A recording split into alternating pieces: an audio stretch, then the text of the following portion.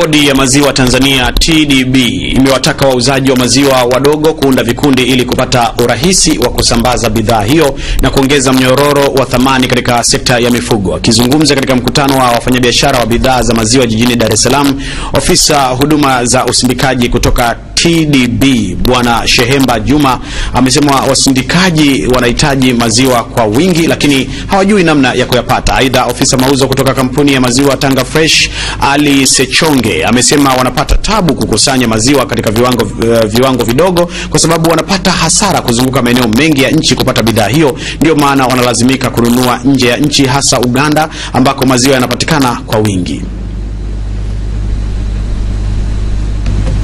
Kwa wale ambao wana vikundi ambao tayari vimeshakuwa imara na wanafikiri maziwa walionayo wanaweza kuanza kuja kwenye usindikaji, basi tumesha tafuta mtu ambaye anaweza kutengenezea mashine ndogo ambazo tunaweza kuziendesha kirahisi.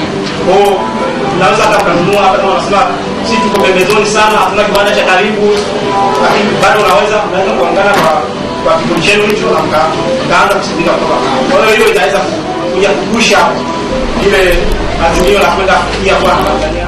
Mamlaka ya maendeleo ya biashara Tanzania TanTrade, ambao ni waandaji wa maonyesho ya biashara ya kimataifa, imeandaa utaratibu wa kukutanisha wafanyabiashara katika sekta mbalimbali na kujadili changamoto wanazokumbana nazo.